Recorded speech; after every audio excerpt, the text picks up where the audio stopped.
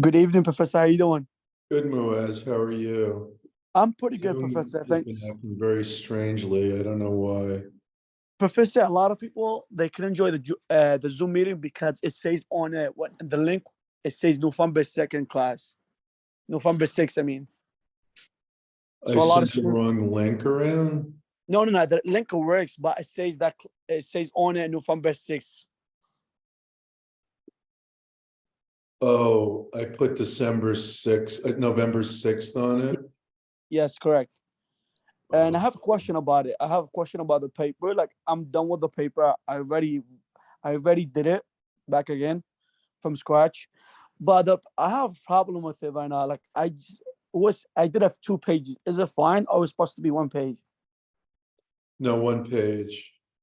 Oh damn, that's gonna be hard, Professor. I cannot expose all my feelings on 1 page. Do So your I guess best. I'm Edit I'll do it my best. down. Professor, Okay. what about this? Do you want us to include citation or no? Say what?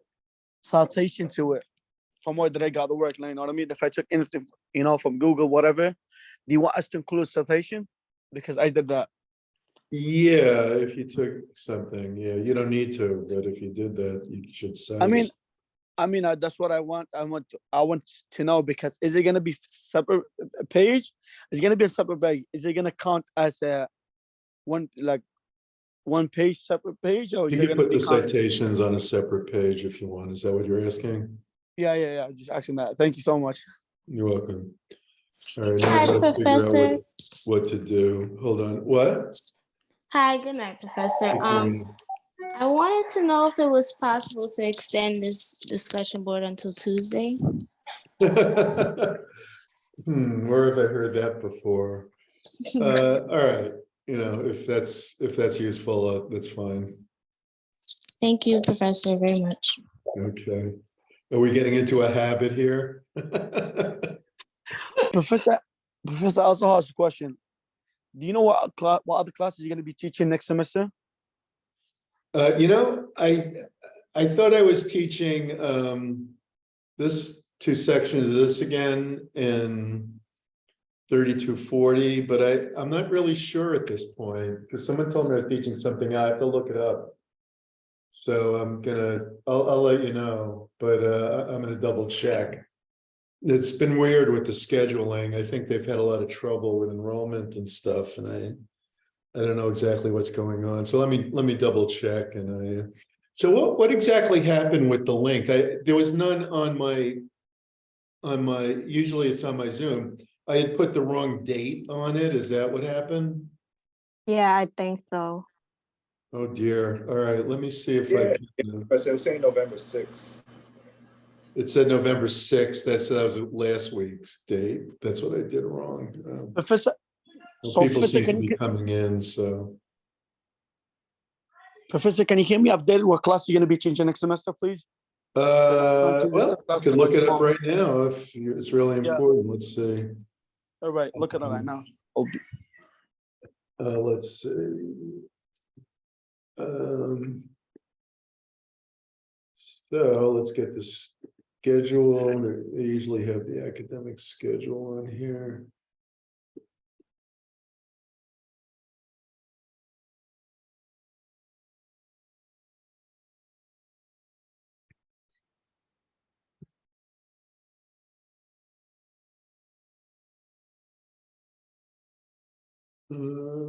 Why don't I see the schedule? Oh, here, academic course schedule. There it is. Okay. So we're looking at spring 2023.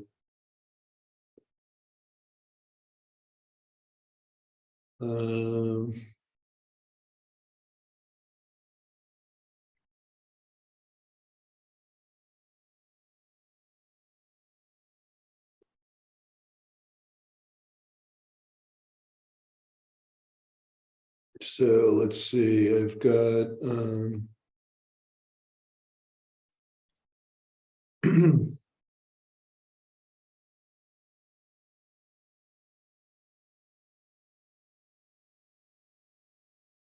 looking, scrolling down here. Okay.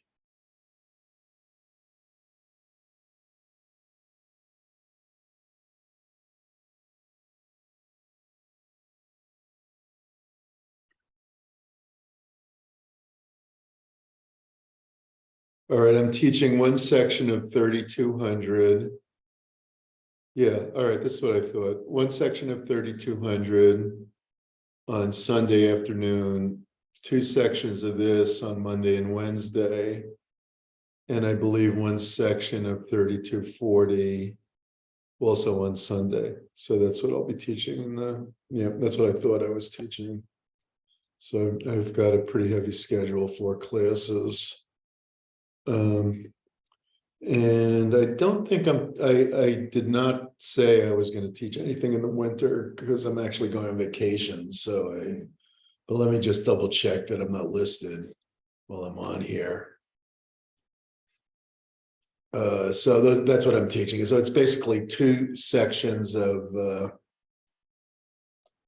this on Monday and Wednesday, also by Zoom, and then 3,240 is HR, personnel management, or strategic human resource management, I think we're calling it. And I'm also teaching introduction to management. So those four things. All right. I got it, Professor. Thank you. Appreciate you. You're welcome.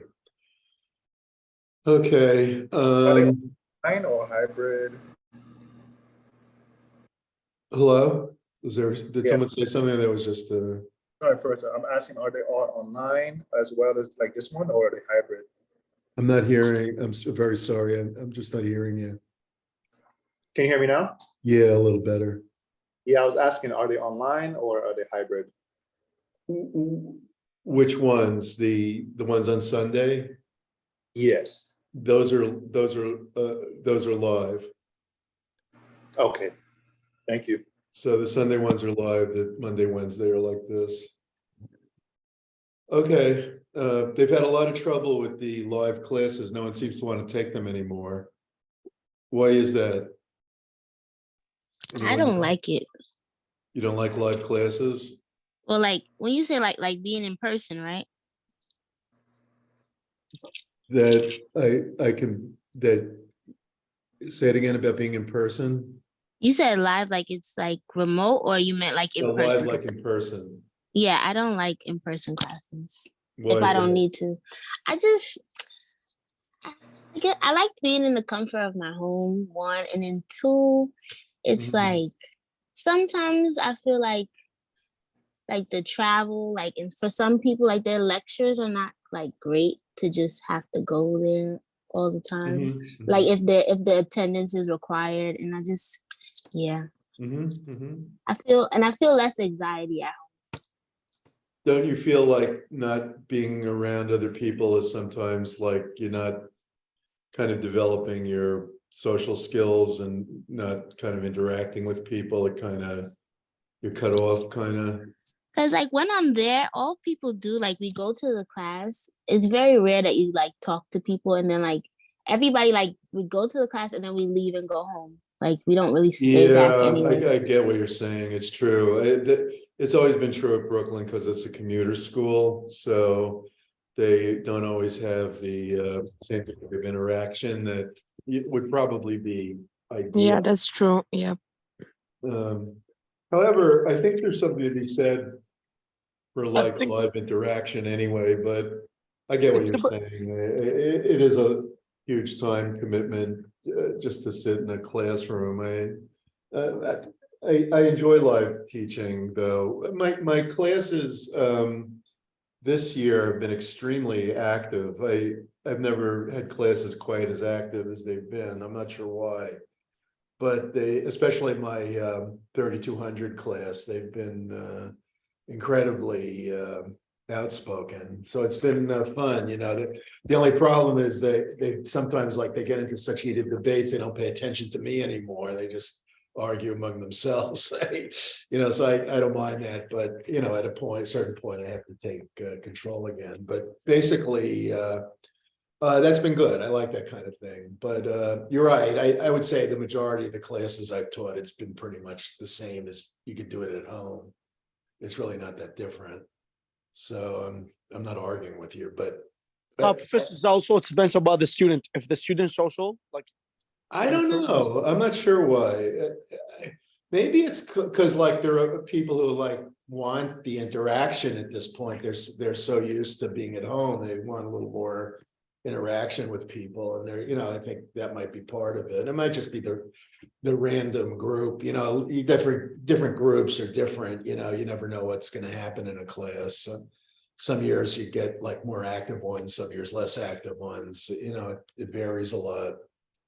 So I don't really know why. For me, online was always better because of the flexibility. Last semester and a couple of semesters prior, I was able to actually be at work during the day and also be in class. Yeah. So it's easier for working people with a 9 to 5 to I get my job done and also be in school at the same time. So I definitely prefer online than in my class. Yeah, no, I'm not surprised that. Yeah, I think it adds a lot. Society as a whole is becoming more and more online, but I don't think live interaction is ever going to go away. I think that's a skill that you need to develop. But you can do it in other ways than being in class, of course. That it's not the only way. But yeah, I have to say, I think colleges or businesses, just like, maybe I'm going to get in trouble for saying this, but colleges or businesses, just like any other business, and they got to do what the customers want, otherwise they don't survive. And what you guys seem to want is online. So we got to be generous with the online. And they for some reason CUNY went in the opposite direction. For some reason, I don't know why exactly, but they decided that there were too many online classes and they had to go with live classes, which I don't mind myself. By coincidence, not it's not a major issue in any case, but my wife had just convinced me to go along with renting an apartment in the city. So we basically moved down to the city recently. So, we're here half the week anyway. So if I go to class a couple of days, it doesn't mean a lot to me, but I don't have a huge plate of responsibilities like some of you. I mean, this is my job. I'm close to retirement, so I don't, I'm not pressuring myself in some ways as I used to. So, it doesn't matter to me one way or the other, but you guys seem to want the online, which, the college has got to take into consideration at a minimum. And they seem to have gone it the other way, like they've cut back on the online. So I don't know what to say. But I will have 2 online next, but it will be this class again, the same class online. But I'll have 2 sections instead of 1. I had to have a makeup section because the reason is that they somehow got mixed up about something. They only gave me 2 classes last semester. So I had to make that up. I told them at the time, and they thought they somehow got mixed up. They thought I had 1 more, but I didn't. Anyway, so tonight we're going to talk about, I see we have 41 now, which is close to the norm.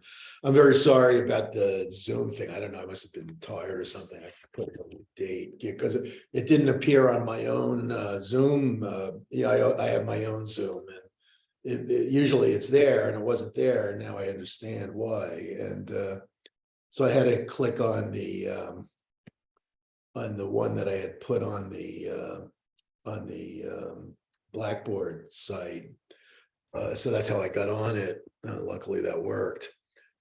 All right, today we're going to talk about conflict. And I was actually just describing a conflict when I talked about the department, our department, business wants more online, but the CUNY powers want less online. So that's a conflict.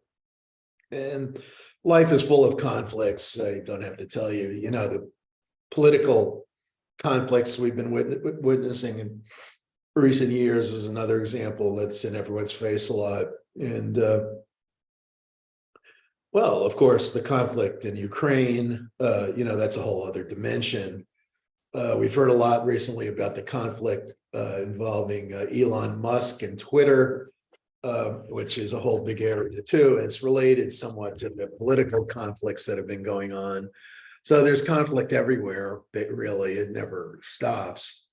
My wife originally is Mongolian. She spent most of her life in Germany, but she's Mongolian. I sort of got curious about the Mongolian history.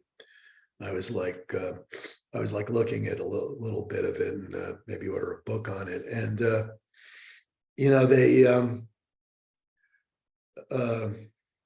they invaded. It was the largest empire in human history.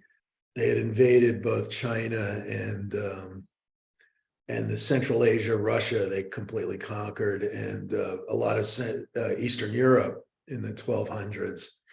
I don't have a lot of details about the history, but it was the biggest empire ever, bigger than Rome or China, whatever.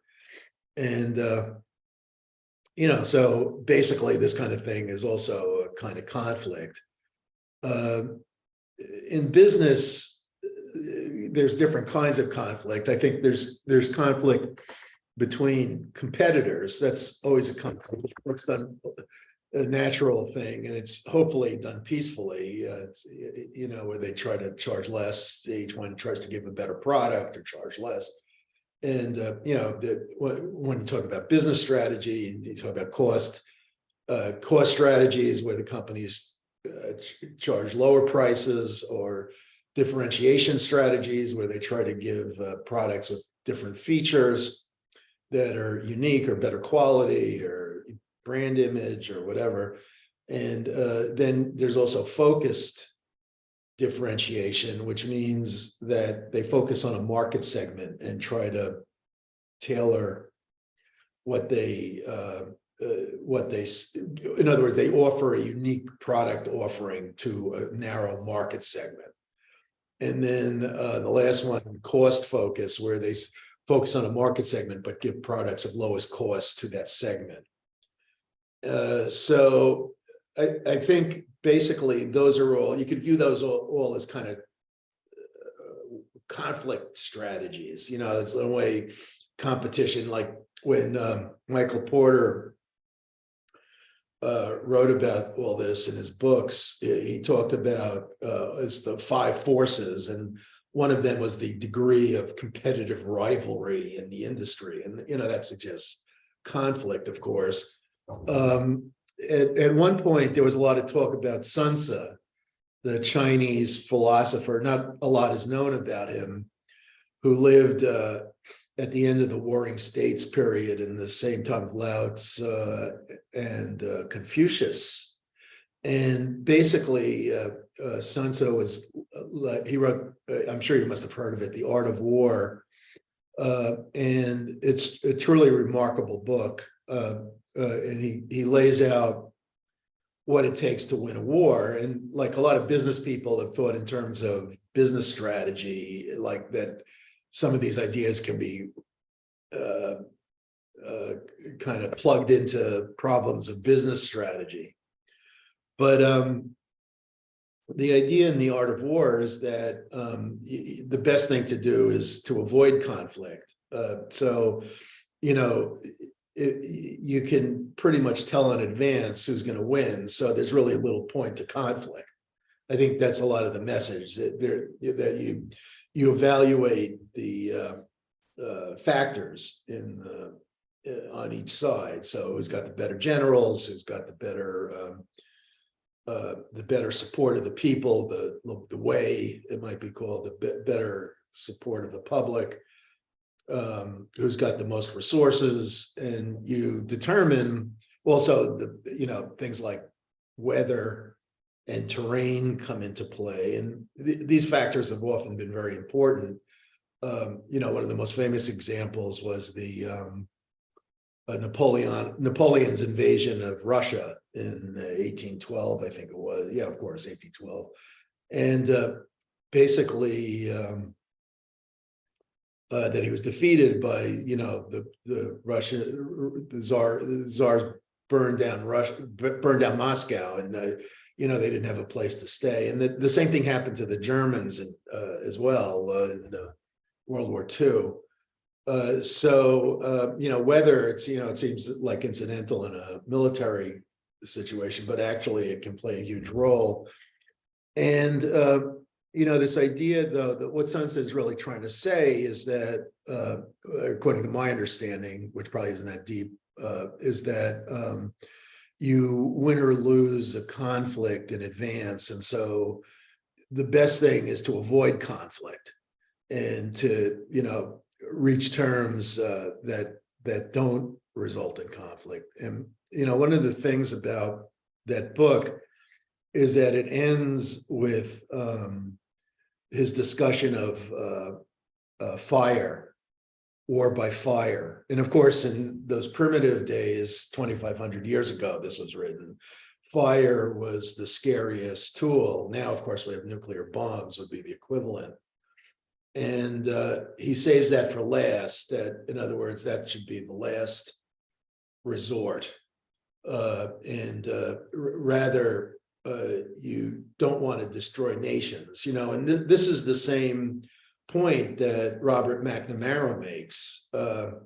In fact, when I taught conflict to classes here a number of years ago, trying to remember when that was, it was probably maybe 8, 9, 10 years ago, I don't remember now. I used to assign the art of war and ask them to assess McNamara in this film in terms of the art of war. What would Sunset have said about McNamara? Was he a fool, as David Halberstam describes him in the book The Best and the Brightest, or was he a wise sage looking back on a career that may have made mistakes, but reflected, in his own opinion of himself, a superior intelligence. He himself considers himself exceptional, but he talks about that at length. On the other hand, if David Halberstam writes 2 chapters about him in the book The Best and the Brightest, which is his a great book on the Kennedy administration and the war in Vietnam, and he ends up saying, in short, McNamara was a fool, and that's how it ends. I don't know, I think there's room for both sides of that question. But basically, what is conflict? A process that begins when one party perceives that another party has negatively affected or is about to negatively affect something that the first party really cares about. So basically, this definition doesn't take into account that conflict will ultimately lead in some kind of coercion if it's not resolved.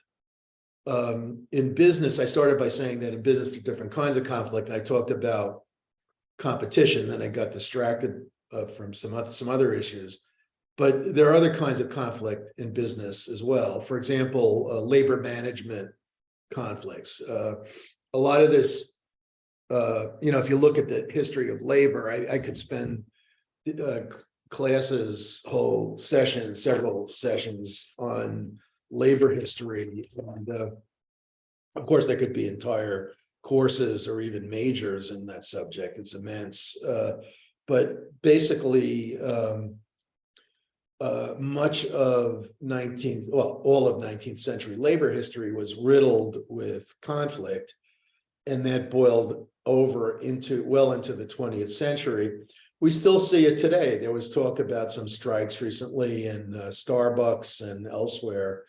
So the labor movement isn't totally dead. It's been largely displaced by a number of trends in society that have reduced the importance of labor conflict. And one of these is that firms now are a lot smaller than they had been. In other words, there's more.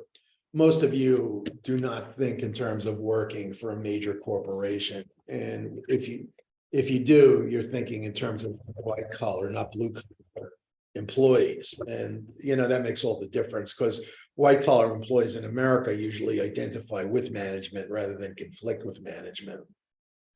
So anyway, your book talks about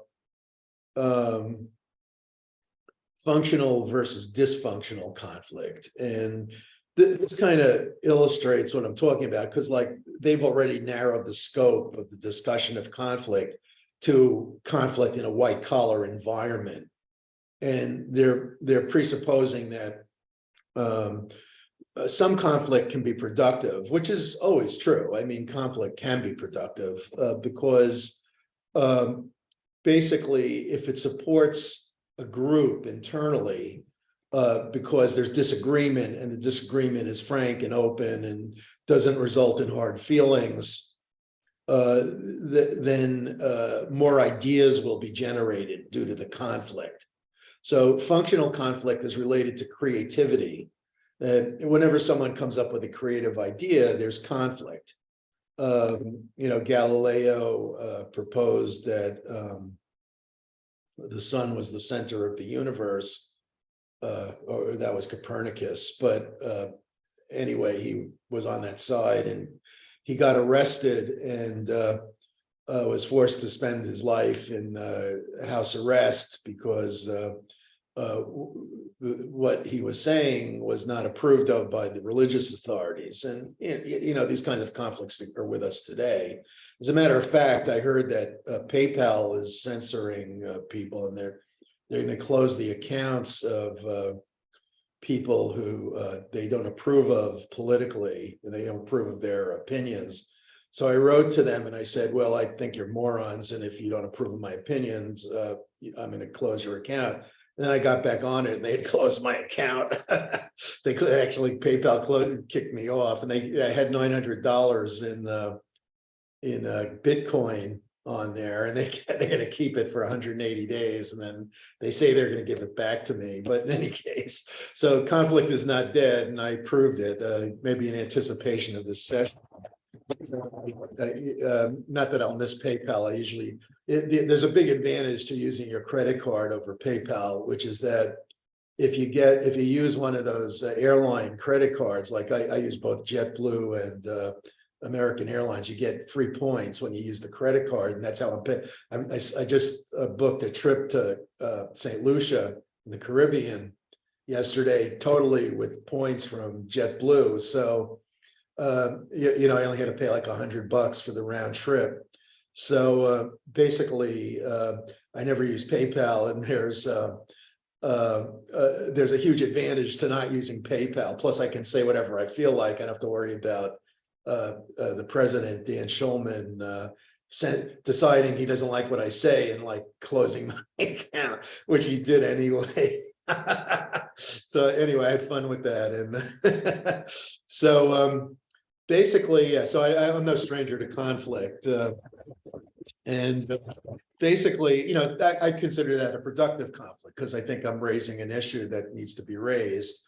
But basically, there's also dysfunctional conflict that, if you're in a white collar environment, dysfunctional conflict hinders group performance. And of course, if people are at each other's throats, and I've seen it, I've sometimes run clubs at Brooklyn College through the years, and the students would be at each other's throats immediately. And that's not good. You want to be able to work together, but you can disagree, but it should be in a way that is constructive and that leaves you, friendly with the other people after you're done with the conflict. It's also true that apathy as well as disruption can be dysfunctional. So if everyone sits quietly, well, PayPal tells you what to say and think. I think that's dysfunctional too. I think that's more dysfunctional. So basically, conflict should be, ideally it should be civil, especially if you're working with people. In the public sphere, it matters less if it's, it wants some degree of civility anyway. But basically, the kind of conflict in the workplace, I'm focusing for a few minutes on, I was talking about the art of war and, labor strife and competition. And basically, these are kind of macro kinds of conflict, and they'll always be with us. But it's also true in the workplace, that people conflict. It's normal. and this is why there's often office politics. It's a way of managing conflict and in a decent way. You know, someone says to me, "Oh, I love to work with people." You know, to me, working with people means that you have to deal with office politics, that you have to be somewhat manipulative and you have to play games and you have to deal with dysfunctional issues. And that's what dealing with people is. So, you know, if you enjoy that, that's a little different thing than like when someone says, "Oh, I love to deal with people." It's kind of like, "Oh, I love people. I'm a lover of humanity." But that's not really what it means. If you love to deal with people, it means you're dealing with conflict, you're dealing with manipulation, you're dealing with getting people to do what you want. And so, you know, it has a slightly different meaning to me than, you know, that, "Oh, I love to deal with people. Oh, kumbaya, we'll love each other." And it doesn't really mean that.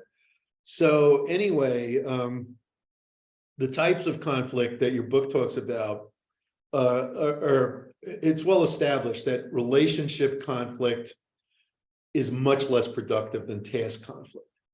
So if you disagree about how to get something done, like in 12 o'clock high, if they disagree, we need more practice missions, or no, we need more time off. You know, that's a kind of a work related. It's like what works the best. It's you can solve it by testing.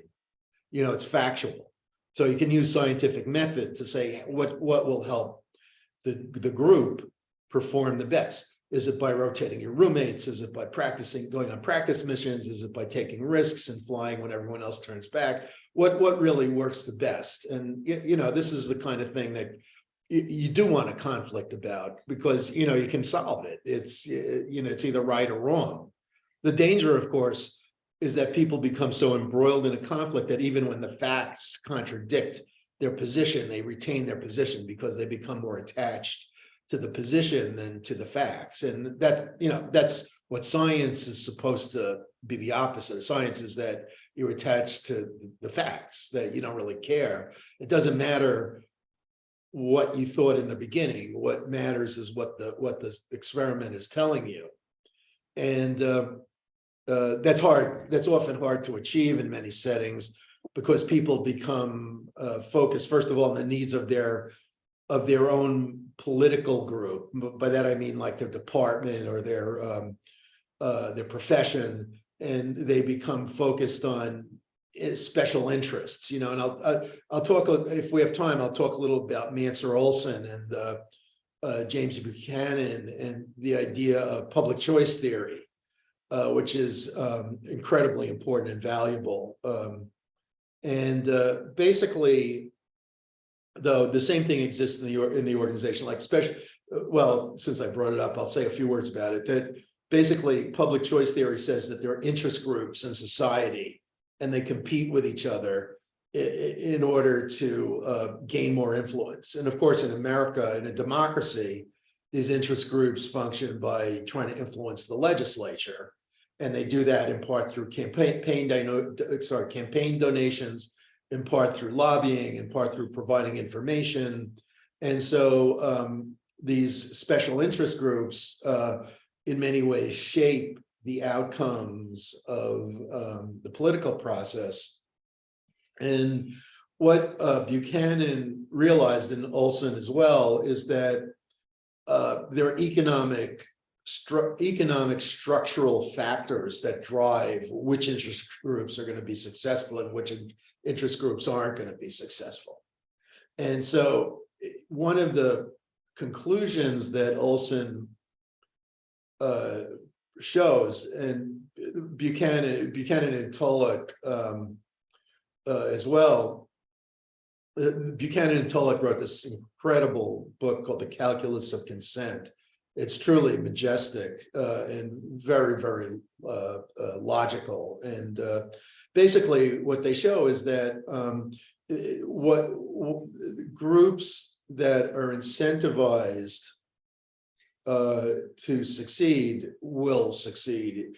And the structure of the group, in other words, the size of the group, is a large part of why they will succeed. So smaller groups are easier to organize, so they have an advantage over larger groups. And groups that have huge economic returns from organization are going to succeed over groups that do not have high economic returns from organization. So basically, if you look at an institution like finance, the financial industry is a compact industry. There are only so many firms on Wall Street. They all know each other. They're all close to each other. They all have huge economic stake in the outcome of monetary policy and other institutional variables. And so they're easy to organize. They can all talk to each other, and they have huge motivation. And they also have a lot of levers to influence politicians. So whereas also they have a lot of information, they're well informed and well educated. And in contrast, the public is largely ignorant of these subjects. They go to military policy, just the very words scare most people.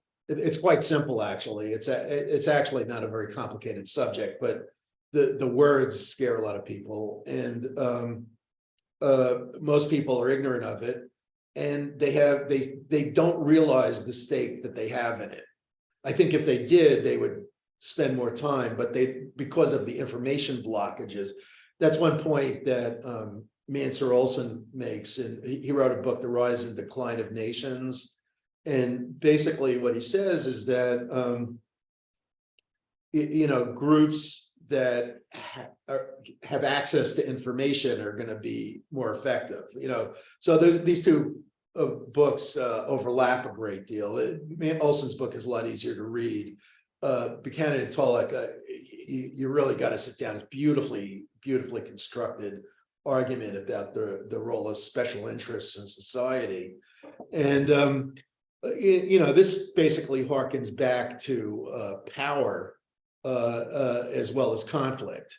And so what this point of view suggests, what public choice theory suggests, is that reform efforts are a waste of time, because they'll always be subverted by the special interests. The more you reform, the more ways the special interest groups find to manipulate the reform to turn it to their own advantage.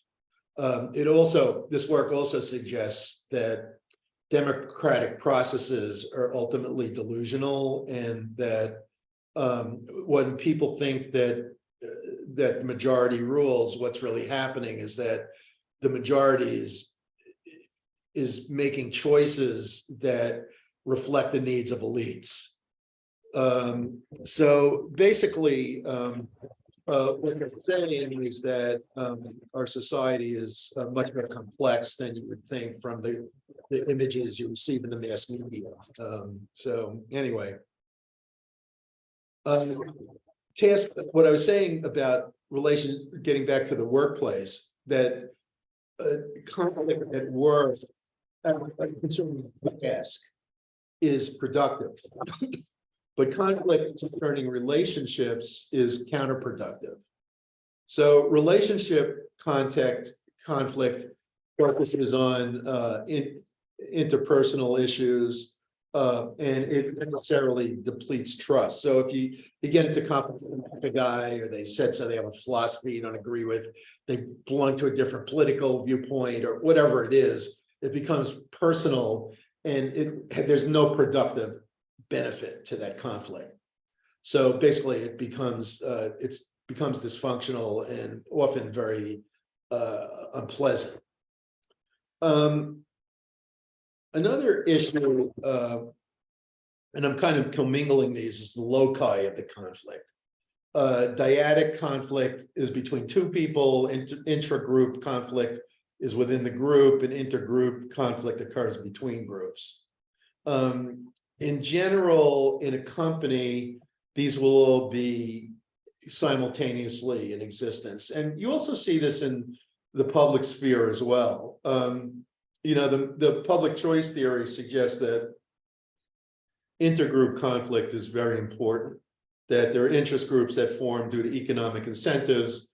They push for a lobby for economic benefits, and the political process is largely one that's driven by the coalitions that form to get their their economic advantage. And these coalitions can form because different advantages are available to them and because of the economic costs associated with organizing. That's a far cry from what happens in organizations, except that normally in most organizations, there are various interest groups, and these interest groups will jockey for advantage. And there was a great book by Pfeffer and Solanchik. Actually, Pfeffer and Solanchik was the article, and then Pfeffer wrote a book, Power in Organizations. Jeffrey Pfeffer is a famous management professor. And they talk about in the article, Pfeffer and Solanchik, and in the book as well, they talk about how resources are the key. That basically, if a group within a company, such as a department, can produce resources for the company, then that group will attain power. But what happens when that group stops being able to obtain resources for the company? In that case, they're still going to try to fight to retain power. And that's where political infighting becomes extremely important to the company's future. Because if a group within the company, and basically there's a very close parallel between this and public choice theory. If a group within the company becomes powerful and it is able to hold on to its power even after the reason it rose to power goes away, then that company will tend to decline and die. And the reason is that other groups become necessary to obtain the necessary resources, but they don't have the power to do it. And so, and companies die all the time, and often it's for reasons like this. Now, can the same be said for societies? I think the answer is absolutely yes. You know, if you look at the history of Rome, you know, I mentioned Gibbons in the earlier discussion board. If you look at Rome, I think what Rome will do, and Mansur Olson does a great job of showing how modern history reflects what he claims, and also ancient history. And he talks about India a lot and so on. But if you look at the history of Rome, for example, I think it very much fits this this model as well. That Rome declined because the elites took advantage of the lower middle class and milked them dry, conquered other lands, and then benefited from those conquests while the middle class became impoverished, and the proletariat of Rome grew ever bigger and became disenfranchised.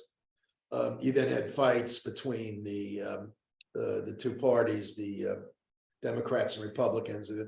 They called them the optimati and the populares. And basically, popular is popular, optimati is optimal, you know, rich. And so basically, it ended up with democracy dying, and it wasn't a democracy, but it was certainly a republic, and it had a lot of democratic. It was very democratic, maybe more democratic than our society. In fact, I think it was more democratic than our society. But in any case, your book gives an excellent outline of the conflict process in a diagram. And basically, I think it's very important to understand that, and your book comes out better than most books I've used with conflict and negotiation. And that is that conflict is a process, and the conflict can be resolved at any stage in the process. And you don't need to go to the point where you're deciding how to resolve the conflict. You can solve a conflict before it becomes a conflict. So basically, you can say, well, the appearance of the condition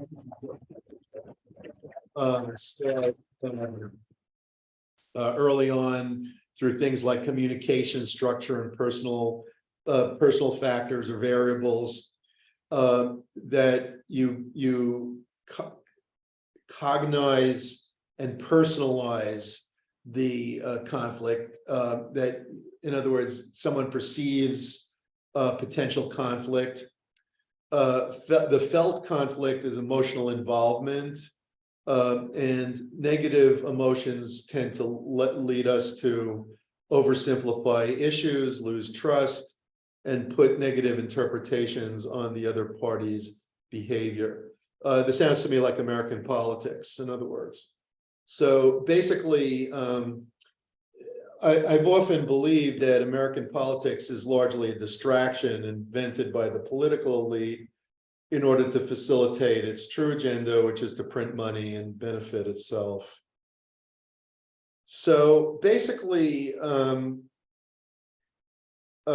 you can nip conflict in the bud in these stages, as you even before you're aware of it, in the context of communication and realizing that there are structural factors that'll lead to conflict, and also just as you perceive conflicts emerging and you perceive negative emotion in yourself, you can put it in check and say, does negative emotion lead to good outcomes? And basically, science is the elimination of these kinds of feelings. That, in other words, you're scientific if you can judge things objectively. If you're riddled with negative emotions, you're not going to be able to judge things objectively. And so, like they say, anyone who disagrees with me is an anti-science moron.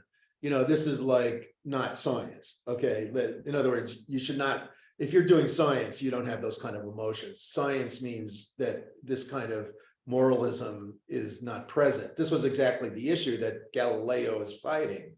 That, in other words, the Pope claimed to be the expert, that the establishment knew the best, that all the expertise, all the universities of that era of the Middle Ages agreed with the Pope and the church. And Galileo dared to disagree with the experts. Who was he to disagree? So, but the science tells us that the Earth is the center of the universe. So basically, the truth is not a product of social status or power. The fact that someone occupies that kind of role, that kind of status, it doesn't mean they're right.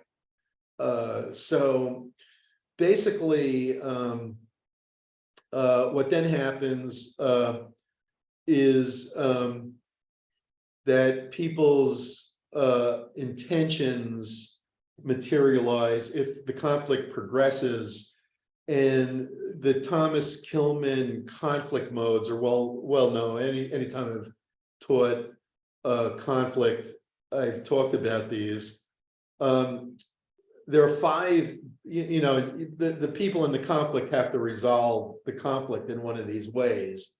And basically there are 5 approaches. The most common one is avoiding. And we all do this. Someone steps on your foot in the subway and you just say, oh, excuse me, and you walk on. You don't turn around and start screaming at the guy. All right, you avoid the conflict.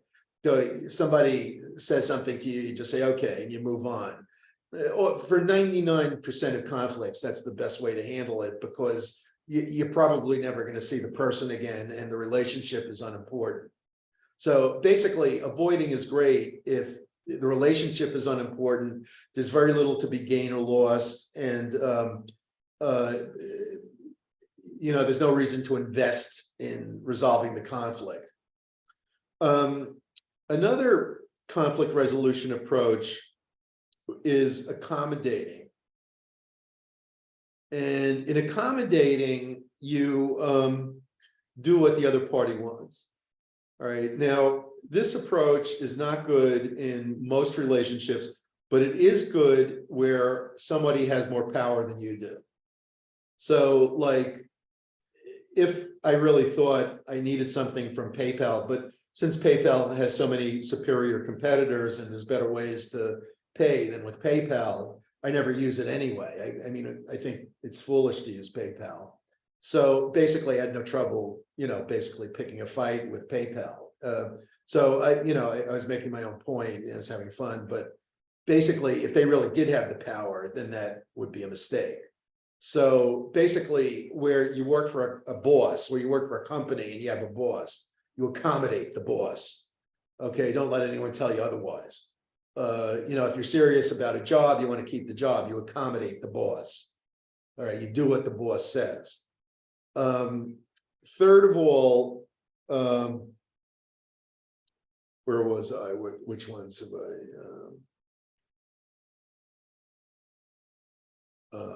Okay, so I did avoiding. Okay, so the third one, your book calls competing. I would, the more common term for it is forcing. And whichever term you use doesn't matter, but the idea is that you use some kind of compulsion to get the other side. I think competing is the wrong word, really, because you get the other side to do what you want based on power. So again, you see this in the political sphere. This is the role of government, that government is inherently coercive and violent. If you disagree with the government, they arrest you. They'll kill you if you don't do what they say. So government is inherently violent. Those of you who dislike violence might consider that in your taste for government as well. So basically,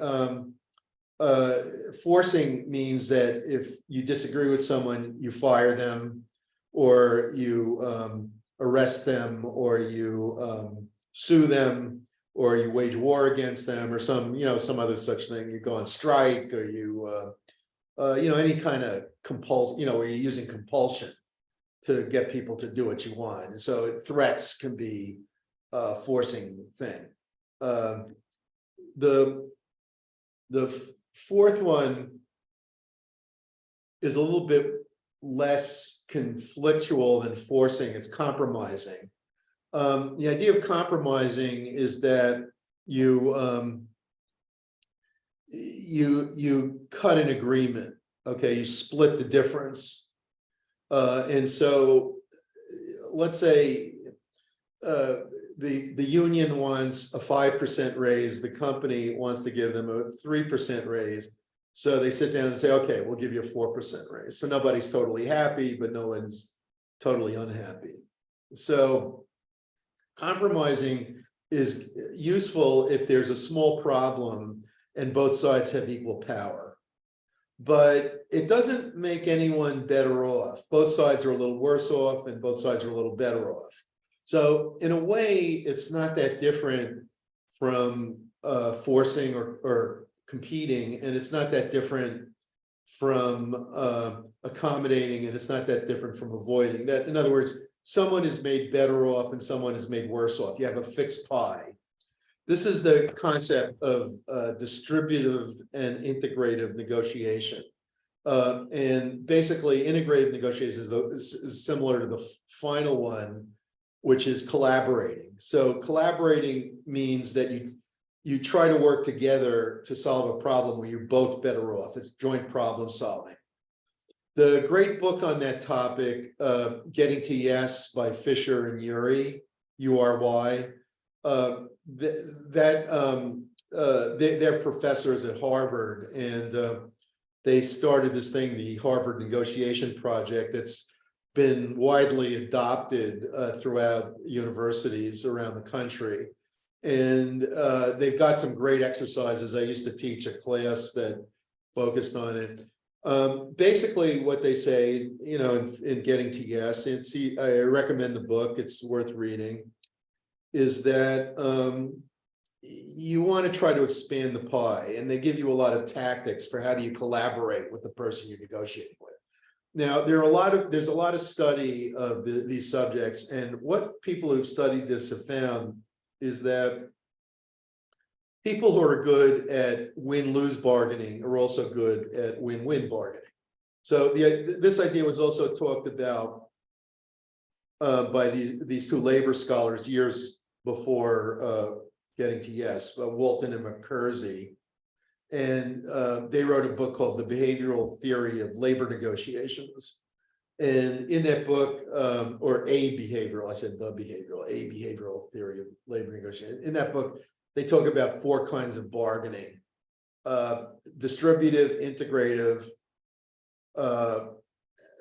intra-organizational, and attitudinal structuring. And basically those 4 types, they're still, your chapter mentions, I think, all of them in one way or another. They don't use that terminology. Of course, I'm not saying Walton and McKersey invented those ideas. It goes back much further.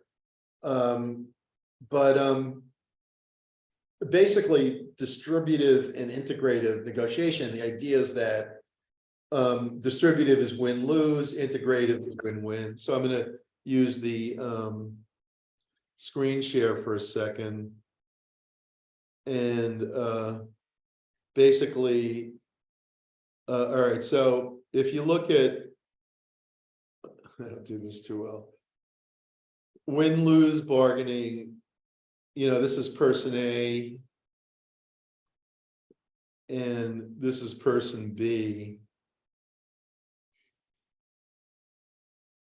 And if A goes up, B goes down, all right, that's distributive bargaining. Integrative bargaining is where it goes the other direction. So if A goes up, B goes up. All right. So the idea in integrative bargaining is that you try to increase both sides' pie. Both sides try to increase their pie. And if you read that Getting to Yes, they talk about things like you need to invent options for mutual gain. In other words, you need to be creative. You need to focus on superordinate goals. So you look at like the goals that you both share and try to be creative and come up with solutions that benefit both of you. I have a classic example of this. Like back in 1980, Lee Iacocca was the chairman of Chrysler, and it was a period like now. The Fed was raising interest rates, and a lot of companies were experiencing weakness. Chrysler was close to bankruptcy, and higher rates would have meant difficulty for them to repay their loans. So they were on the verge of bankruptcy, and then they had to renegotiate their labor agreement, and the union was threatening to go on strike if they didn't get a good raise. So Iacocca went to them and he said, look, if you go on strike, you're just going to close the company down, you'll all be out of work. So I have a proposal for you. I'm going to take zero salary. I'll take a $1 salary. And in turn, you will forego your raise. You'll get no raise, but we will set up 2 contingent compensation plans where if you get your, if the company gets back to health, you will get a profit sharing bonus that's much bigger than the raise you're asking for. And I will get stock options that if the company does well, I'll be the highest paid executive in America. Okay, so we'll both make out. Now, I don't think the labor guys were that happy about Lee Iacocca making a lot of money, but they were certainly unhappy about the company going bankrupt. I mean, they'd be fools to not. There was another case, so it worked. There was another case in the 60s in New York. When I was growing up, so I'm talking about 50 years ago, 60 years ago. I recall a dozen newspapers, and there were a lot more in the past. They had been having trouble because of television, but there were at least 12 or more print newspapers. The New York Daily Mirror, the World Telegraph and Sun, the New York Herald Tribune, and there was a printer's strike, a newspaper strike in I think it was 64. It was sometime in the early 60s. It's 62, 64, something like that. And they went on strike for a really long time, and the papers couldn't agree to it because they, so basically what happened was they settled the strike and like 5 of the newspapers closed. So all these guys lost their jobs. The newspaper industry went from like having like 8 or 9 papers, I forget the exact number, to having like 3. And, it just, they just shot themselves in the foot, because they weren't thinking in collaborative terms. They're thinking in, we only want what we want. And they weren't looking at at what the company could really pay. And so, the New York Daily Mirror was gone, the World Telegram and Sun had all 3 been separate newspapers. They had all had financial problems, and they merged. when I was growing up, it was one paper, the World Telegram and Sun, and that folded, and and all these guys lost their jobs. It was a public loss because having more viewpoints is obviously beneficial to public discussion. I think part of the reason there's so much strife in America is that the media is so concentrated and they're polarized in two camps, and basically, I don't think that's a very healthy situation. I don't think it's a sign that American democracy is particularly healthy either. So, and I think these things have little to do with either side. It's structural in nature. So basically, so I was talking about the 5 conflict intentions that you can use, the conflict resolution methods or intentions, and then behavior then follows. And in your book, Exhibit 14-4 gives a great visual image of the range of potential conflict resolution tactics, from overt effort at the most extreme to no conflict at the least extreme. So, things like overt effort to destroy the other party, aggressive physical attacks, threats and ultimatums, assertive verbal attacks, over questioning, minor disagreement, and no conflict. So basically, these are all choices. Now, in business, I don't think there's ever a time when you would use aggressive physical attacks. I think it has occurred in the labor context on both sides. I could go through that, but well, it's not really the time, and we don't really have the time to do that. But just to give you an idea, in the 19th century, the corporations would hire Pinkerton guards who would infiltrate the labor unions as spies and incite riots, and then the company and the union would fight each other. The unions would also, they would be aggressive, and there was often shooting in certain sections of the country, especially the West and the South. In my HR class, I show a movie called Harlan County, USA, which is a great documentary. Won the I was going to say Nobel Prize, the Academy Award for Best Picture in 70 something, and it's truly a classic documentation of a strike in the coal mining country where there had always been violent strikes. They talk about that a little bit. Things were even worse in the Western miners, the famous Western Federation of Miners, so it would often get into shooting battles. And this was where I don't know if you heard of it, the Wobblies, and a woman named Mother Jones was a leader in that, of the Wobblies. And there's now a magazine that's been around for many decades named after her, and so on. So basically these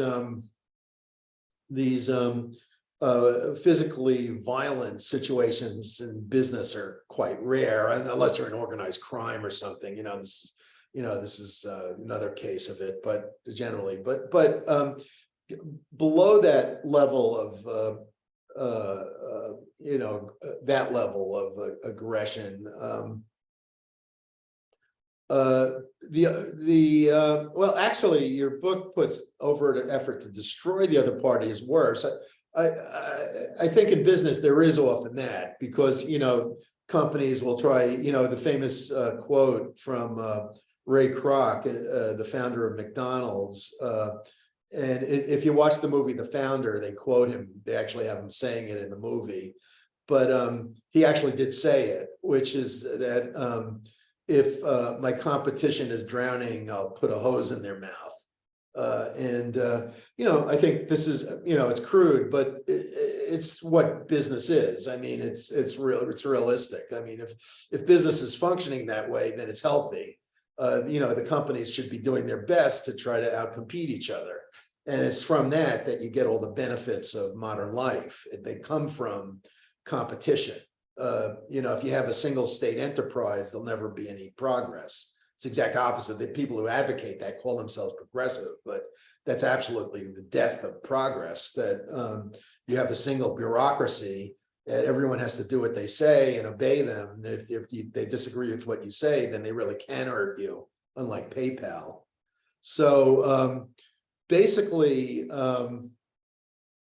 you can choose which level of aggression to use, but usually, you know, milder conflict resolution approaches are more effective.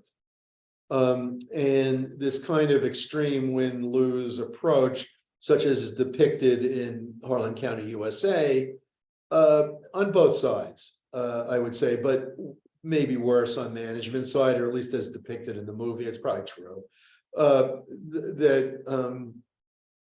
That's usually not productive. And so the trick is, how do you allow conflict to be resolved without destruction, without harm? Okay, and this is like part of the task of intelligent human resource management executives, like to allow employees to voice dissatisfaction without alienating the management and without alienating the employees from the company, without doing harm to the company, but at the same time to cope with dissatisfaction in a constructive manner. So basically, I think one answer to that is that if we can all learn really good interpersonal skills and good conflict management skills, then we will be good at resolving conflict. But the problem is that many of us do not have such skills. Okay, that's what I try to teach in my 3200 class, incidentally. I do a lot of this similar sort of material, but it's done from a skills perspective rather than a theoretical perspective. And basically, I think that those skills with respect to communication and conflict resolution and bargaining are extremely valuable and will help you in the long run. So basically, ways to manage conflict include, your book doesn't mention unions, but that's certainly a way to resolve conflict. It also includes stuff like developing policies and procedures, getting involvement from management, socialization, and acculturation. All of these are ways to reduce or contain conflict.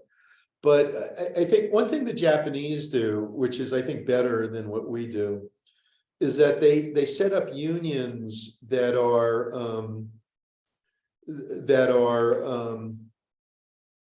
almost part of the company. They're called enterprise unions, and they don't hate the management. The management is part of the union. So you have up to department heads are in the union. So there's a lot of white collar as well as blue collar. The top management isn't, but so, you know, like guys who are thinking of becoming top executives will often become union executives. So you have like potential CEOs running the union. So it's a different mindset altogether, but they're not afraid to conflict. Okay, it would be considered inappropriate not to.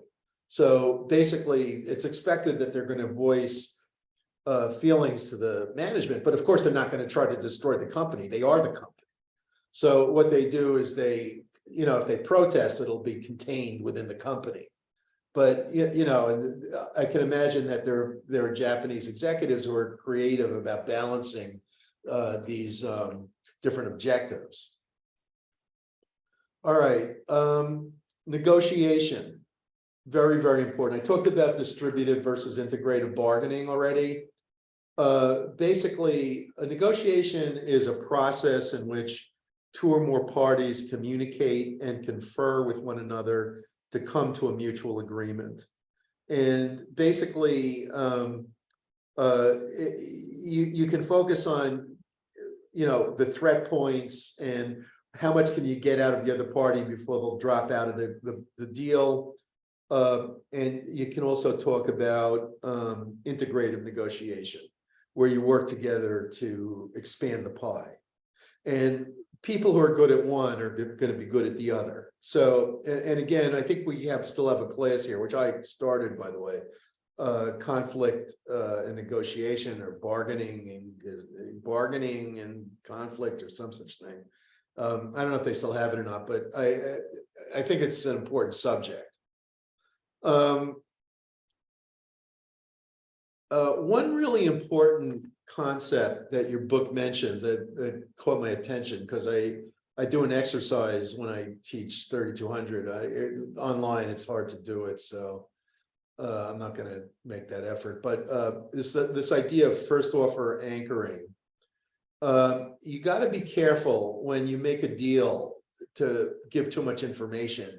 And so if you give an initial offer, that could easily be way above or below, depending on your perspective, what the other party will be willing to give. Just to give you an example, I needed a guy to, I forget what I needed him to do, fix something in my house. And I said to my wife, well, see how much he'll do it for. We'll pay up to 500, but if he gives, asks for 200, that's fine. So she asked him what he was willing to do, and he said 150. So obviously I was glad we didn't make the offer, because I would have asked for a lot more. And he asked for a lot less than I would give. And this is the idea of the bargaining zone. All right, that different parties have different threat points. He might have done it for 100, but if I had offered, I might have offered him 250 or something. So you never know. Now, on the other hand, this can backfire. All right, like I was working on rehabbing a house, and I had a guy look at it, and he asked for something way beyond what I was willing to pay, and so I just said goodbye. It's really pointless. So you have to be really careful in making first offers. It can put you in a disadvantage because you're giving too much information. But on the other hand, there's something called anchoring bias. And if you know what the market is and you make a first offer that's way above the market rate, you may be able to induce the other party to come up to your level. But that's dangerous because, as I just said, you need to know what their threat point is. And so you can foreclose any further negotiation by being too aggressive. But usually I would say it's often better to let the first party make an offer. That's my opinion. Your book says the opposite, but I think if, it's often going to be the case. You don't have to make a deal, but any one deal is never that important. But if they give you something that's below what you expected, then for goodness sake, you want to take it.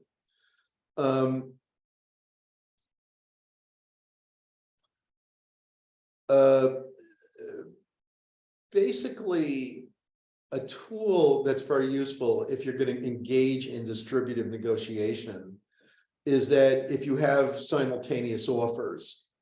So an important idea is to try to secure alternatives. In Fisher and Urey, they call it your BATNA, your best alternative to a negotiated agreement. And so basically, the more of these you have, the more you can ask for. Somebody in the other class, in one of my other classes, asked about how do you negotiate a salary? And I don't want to spend too much time on it, but there's a great book. If this question is of interest to you, there's a book by a guy named Jack Chapman called $1,000 a minute. how to negotiate your salary. So let me, I'll put this on the screen share.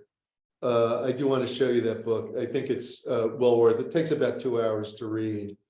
And I highly recommend it. I read it years ago when I was thinking of leaving academia. I went to I went Amazon.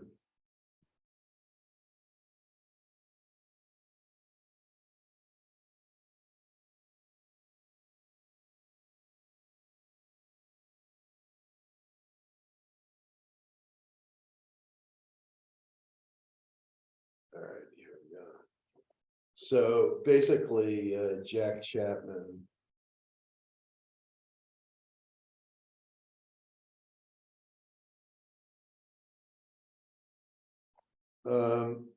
Okay, so the title of the book is How to Make $1,000 a Minute Negotiating Salaries. It goes back a long time, but it gives great advice. You can get it for $5. If the subject of salary negotiation interests you, read it. And I think it's a great model. So basically, though, you should know going into a job, you should know what the pay ranges of the job are. And so the pay range is what the range that the firm is willing to pay. So there's a minimum and a maximum. So like somebody in a given job will get a minimum of X and a maximum of say X plus 20% or 15% or something like that. And so you're going to get something within that pay range. It matters a lot whether you start at the bottom or the middle or the higher end of the range, because your future raises will key off that initial salary. So when you negotiate when you get your first job offer, or when you get a performance appraisal from your supervisor, what Chapman says is to ask for more than what they give you and come in armed with facts. So basically you want to know, in other words, you look at things like monster.com, salary.com, glassdoor.com, and you find out what the salaries are for your field. And you want to come armed with a long list of accomplishments. And so use those to negotiate a higher salary with your boss. All right, so basically your book goes into a model of what the negotiation process is. So they talk about preparation and planning for negotiation, definition of the ground rules, clarification and justification, bargaining and problem solving, and then closure and implementation. And this is just a theoretical kind of approximation of what people do. So in planning, you gather information. What are the other side's goals? What is the other side's BATNA, best alternative to a negotiated agreement, or also known by economists as the opportunity cost. You want to know the threat points. The threat points are the alternatives, are the minimums, I mean to say, that the other side wants, and the maximums that you're willing to give. So basically, the threat points are the set of points that determine the seller's minimum price and the buyer's maximum price. And there has to be a zone in between the two sets of points that enable the parties to come to agreement within the two sets of points. So let me just show you. Your book doesn't do this, but it's got a little more economic interpretation, but I can just show you visually. So for example, where's clear? Clear. Okay, so basically you've got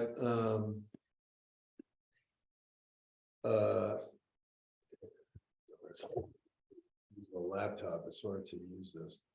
So you're doing like pay, so I'll put a $ versus effort. Okay, so you've got a labor union and a management. All right, I'm not having trouble with this. Like, can I put text in here? Okay, so effort. Sorry, it's not more elegant. Effort. And so the employees are willing to oh, gotta get rid of that now. Draw. Okay. The employees are willing to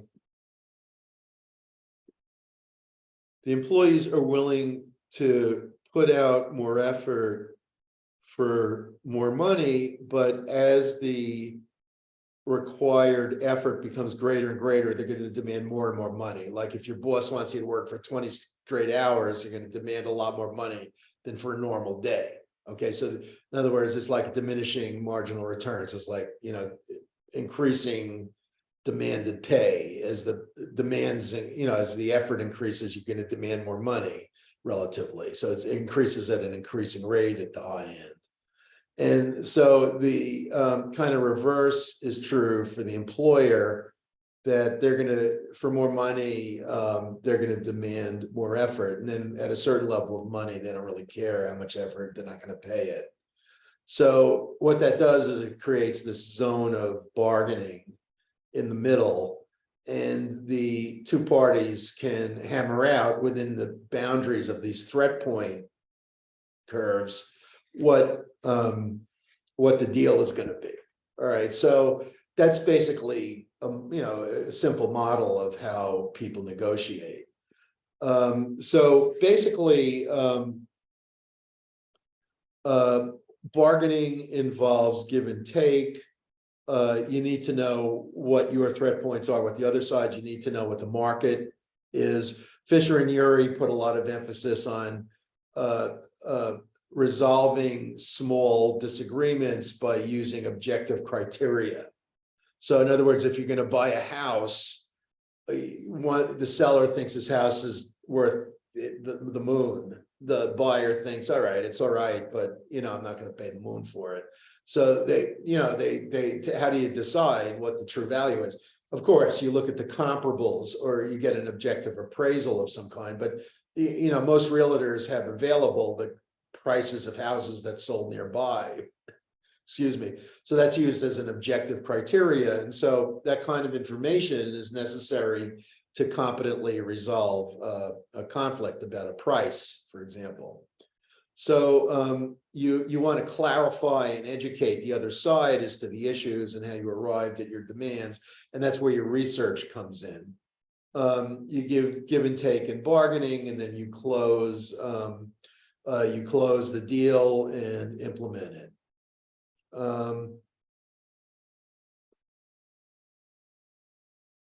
Obviously, personality traits are going to affect what kind of negotiator people are. People who are extroverted, open, and honest tend to do the best. But these personality traits are only weakly related to bargaining outcomes. People who are likable will tend to do better. People who are ambitious will tend to do better. People who have a high sense of self-efficacy will tend to do better. And emotional intelligence may also be linked to negotiation outcomes. Negotiators who get angry can induce concessions if they have as much power. If they have less power, then they'll get in trouble.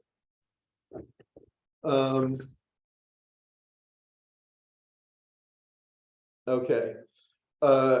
Cross-cultural negotiation is like a huge subject, and it's, you know, it's going to vary from culture to culture how you best can handle it. So these kinds of questions need to be studied on a culture to culture basis. Usually it's best if negotiators are open They have openness from the big five personality traits. They take a learning approach and they avoid time pressure.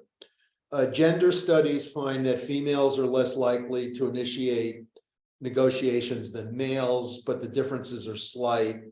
And females can be more competitive than males in tit for tat strategies. Males can be more unethical at times. In a social context, integrative negotiation is best, obviously. That's the whole point. Individuals who have a reputation for integrity are going to be more effective. So it's a huge topic. I gave you a few theoretical points. I think your book's treatment is pretty good. I think that model about the stages of conflict is actually very good. And this is a subject that you should practice. So I used to say to students, go to a car dealer and try to get them down from the sticker price, from the MSRP, manufacturer suggested retail price. But, you know, I went to buy a car last summer and I walked in there. The first thing the guy says to me is, "Oh, our sticker prices are no longer valid. We're adding something." I forgot what he said. He was adding 6% or whatever it was. I said, "Wait a second." So anyway, I ended up paying the sticker price, but that's an example of anchoring. You know, he got me to agree to the sticker price because I said, I'll pay you cash if you give me the sticker price. So I was glad I got the sticker price. That's an example that your book is right, that basically I was bamboozled by his anchoring method of saying he wanted more than this MSRP. So, you know, when I bought a really expensive car 2 years ago, a BMW MX850i, I think it's called. It's like a luxury sports car. Cost a good chunk of change. Basically, when I went in there, they were asking for 118, and I told them right away, I'll give you half the money down, but I'll give you 108 for it, and they agreed to it. But then they got me on the extras. They killed me on the warranties and stuff. Anyway, so I think negotiation, if you look at it as a game, and it could be a lot.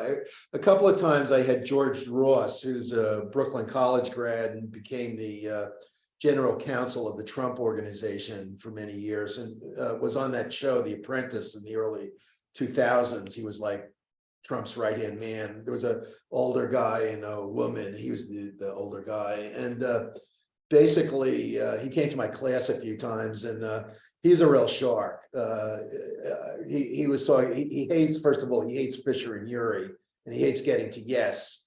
But he also is an incredible distributive bargainer. And he talked about how he went to, I think it was Bergdorf Goodman's, and was buying his wife jewelry, and he negotiated with them and cut down a third of the price and so on, he's really like a shark. So anyway, there are people who are really great at it, and we can all learn from them, I'm sure.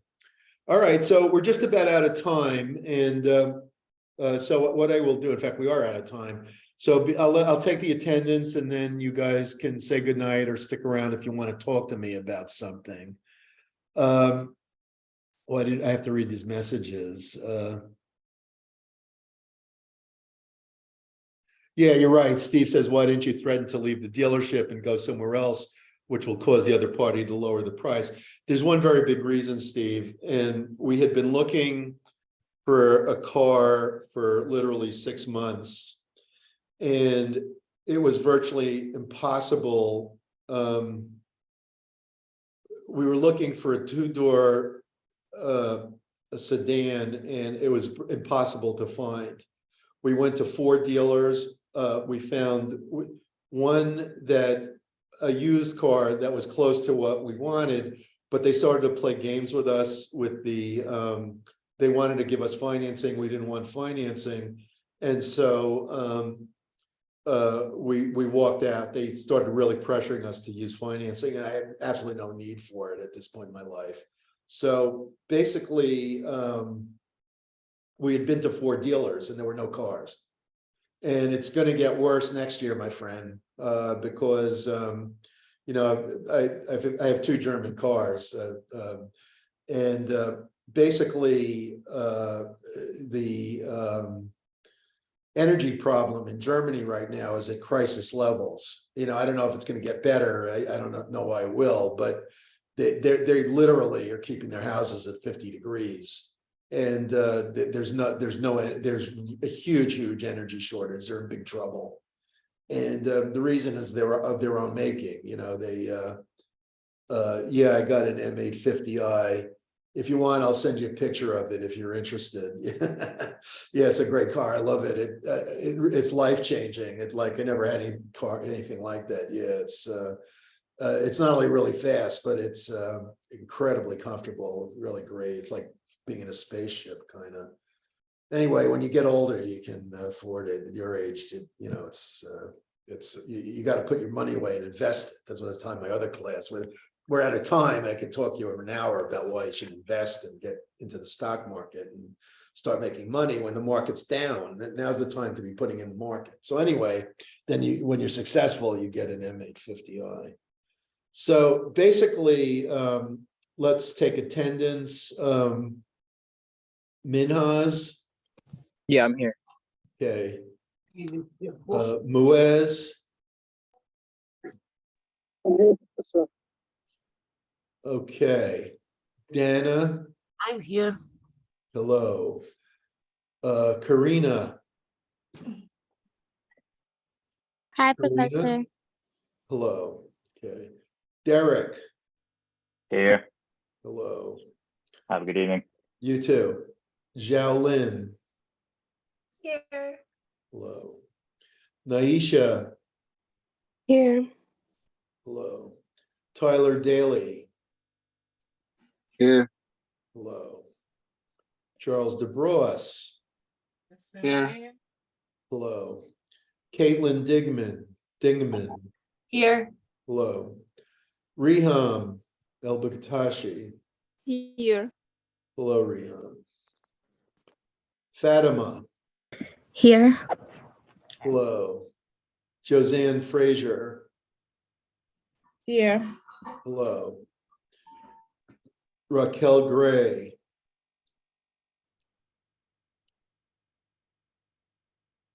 Raquel Gray. Okay. Gabriel. It's Gabrielle. I'm here. Gabrielle. Okay. Brian. Yeah, Professor. Hello, Brian. Maimuna. Kabir. All right. Steve. I'm here. Hello? My mic might not be working. Yeah, I heard you. Hello? I heard you fine. Selma.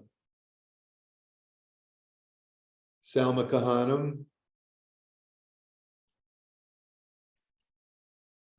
Catherine Kim.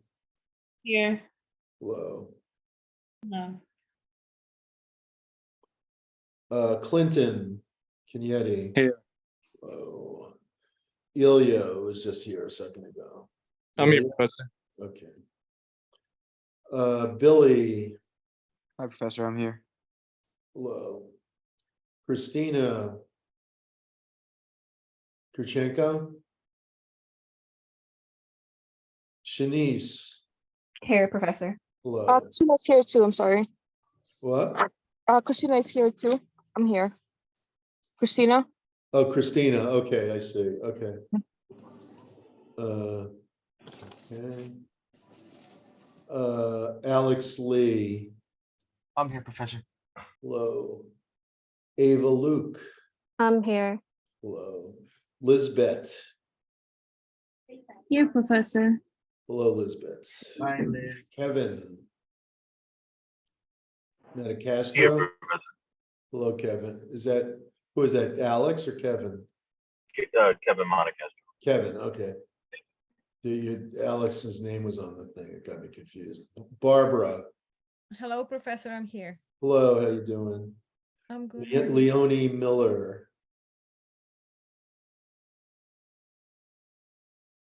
Not here. I'm here. Oh, Leonie's here. Okay. Jacqueline Mills. Jacqueline? Okay, Judy Mizrachi. Hi, I'm here. Hello, Judy. Jessica. Hi, I'm here. Hello, Jessica. Oriana. Hello, I'm here. Hello. Hamza.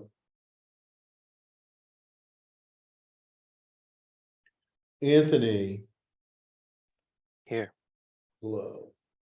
Diana. Yeah, Professor. Hello. Sabita Pecchiari. Sabita. Sapir Rafailov. Hello, Professor. I'm here. I also had a question. Did you by any chance extend the DB for Yes, I Tuesday? said, people asked me about that and I said you could wait till Tuesday. Oh, okay. I thought I missed Okay. it. Thank you so much. You're welcome. Shakira Risher. I'm here, Professor. Hello, Eliza. Here. Okay, Eliza.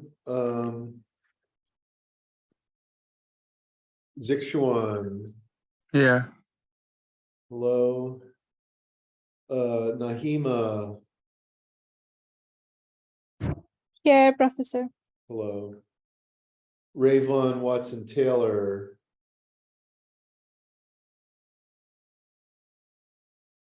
Not here. Michael Williams. Yeah, Professor. Hello. How you doing? Good. How are you? Bin Yeah. Wu. I'm here. Hello, Bin. Hello. Yang Wei Wu. I'm here. Hello. Asen Yagladier. I'm here. Okay, thank you. Now, I'm going to call off the names of the people who did not answer. If you're here, please let me know. Raquel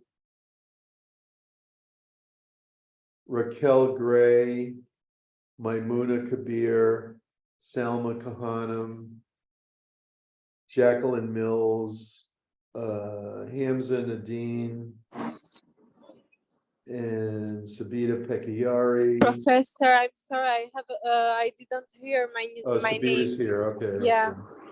Gotcha. Have a good night. Thank you. You too. And Rayvon Watson Taylor. Is Rayvon here? All right. Does anyone have a question or subject you want to talk about? Yeah, Professor, I have a question. Go ahead. So the paper that you gave back to us, you gave us some instructions. You one of the instructions that you told me to is to have like 3 body paragraphs. So do you still want it as 1 page, or do you want like more than 1 page? Fit it into 1 page, but just indent. Okay. You know, where you want to change. It shouldn't take up much space, just indent. If it goes Okay. over the line or something, that's nothing, but make it more readable. You don't want to put a single paragraph on a page, like usually we'll break it down into a few paragraphs. Okay. Okay. All right, cool. And I have another question. Like, you said that you have an M8. I think that's pretty cool. Like, Yeah, thank you. yeah. So, if you have time, I want to talk about investments and stuff. So, like, maybe, yeah. Anytime, if you want to do a Zoom session with me, send me an email and I'll be glad to. Maybe there are a few other people in the class who want to join in. That would be fine. Yeah, that's really cool. All right. Yeah. Thank you, Professor. Sure thing. Anyone else? I have a question. Can you hear me first? Can you hear me? Muaz, I'm not hearing you. Can you hear me, Professor? Or no. Yeah, a little better. Yeah. Hi, Professor. Can you hear me? Yes. Yeah, Professor. So for the paper, I Mhm. did 2 pages. So you want us basically to cut off and summarize this 2 pages, just put it as a 1 page, right? Yeah, try to fit it into 1 page. What about if I could do a 1 page and a half? Is it right or just? All right, do your best to get it into 1 page, okay? If you have to go over a little, that's fine. All right, because I'm reading your comments and like it makes sense. And at the same time, it's like, you know what I mean? I tried, but If there's that anything you have a question about, you can talk to me about it afterwards or something. All right, then if anything, do you want me to email? I want to email it to you before I resubmit it, because I did horrible on the first time I got it. So I'm not trying to get a better grade. Like, yes, the first time, Of my first course, submission. if you want to So, discuss it, we could do a Zoom session, or, when other people leave, we can talk about either way. all right, that sounds good. But before send this case, what I'm calling it for the paper, can I email it to you? And which email do you want me to email it to you? In this email, the one I was. No, the home email, not the school email. I know what you mean by Which, this email, but the school, not the school email, the home email. which one? The one on syllabus, right? hbc.rr.com. The one on the syllabus. I forget which one I put on the syllabus. I usually use the school email for school, but unfortunately, yeah, it's a different one. The mlangbert@hvc.rr.com. Let me double check which one he sent me the assignment with. I mean, the paperback with, because I'm trying to email it to you. It's at gmail.com, right? If I'm not mistaken. This the email. Should I email it to you back, right? With. You can email it, yes. Okay, I'm gonna email it to you. Then sounds good, because I'm done with it, but I must try to fit it as much I can to one page, because I'm really trying to get a better grade. Okay, well, go ahead and email it and I'll look it over and I can give you some comments and then, then resubmit it. All right. All right, sounds good. So I'll send it to you in a few. Once you get it, you let me know. And What? I'm gonna email it to you in a few, and then you can give me a feedback. When are you gonna give me feedback? By today or tomorrow? Because I'll at do the it as moment, fast as I can, okay? Probably in a day or two, all right? all right, because at the moment right now it's 2 pages. You know what I mean? So I All don't right, know. I'll suggest to you what to cut back. You're having trouble with that. All right, thank you so much. Then sounds good. Have a You're beautiful night. You too, Muaz. Take care, Professor. Who else? I actually have a question. Yes, Leonie. I was going to talk about the paper too. I wanted to do the same thing because I could have done better with my paper, and the comments you gave, I don't know if it could be a page or like the page you said, or a little bit longer, because even with the first Wait, I'm having draft, trouble hearing you. You're saying, what about the comments? Oh, I was saying even with the first draft, I was having problems like condensing it into at least a page. Like mine was going over a page and a half, and I had to remove a lot of key details. So I'm trying to see if I can like let you read it, and then you Okay, can. I'll do that for you too. No problem. Okay, thank you. Oh, I don't know what email I. Yeah, so here, I'll put it on the screen here. So here's the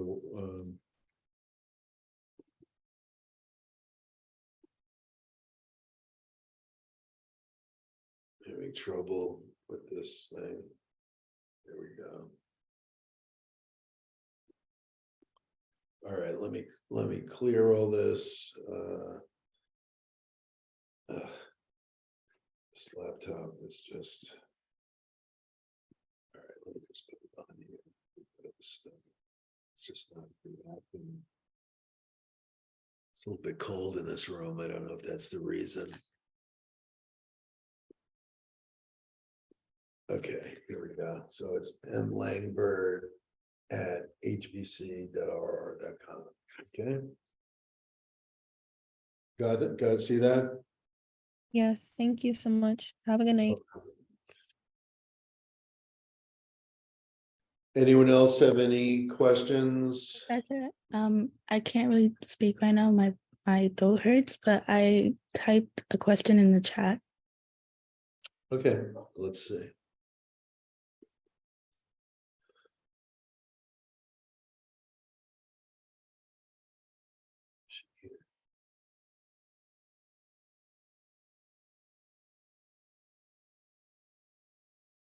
A possessive, you mean? Yeah, I'm sorry.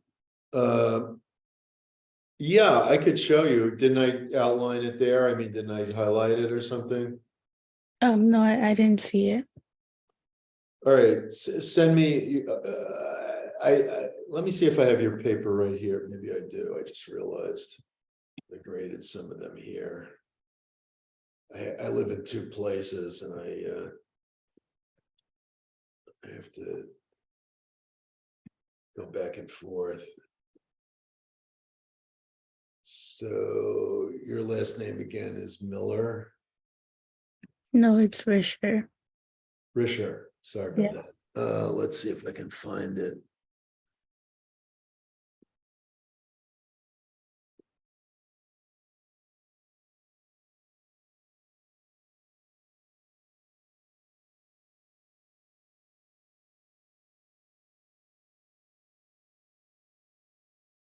Here it is. Okay, let's see. All right, double space, please.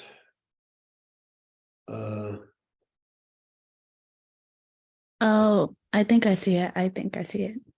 You see it? Yeah, I got it. Okay, all right. Thank Unfortunately, I thought I had the corrected ones here, but maybe there's another file, but hold on, let me see if I can find the other file.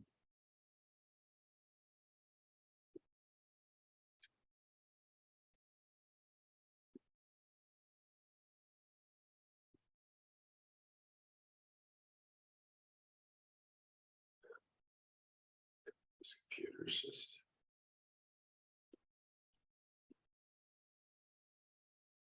All right, here we go.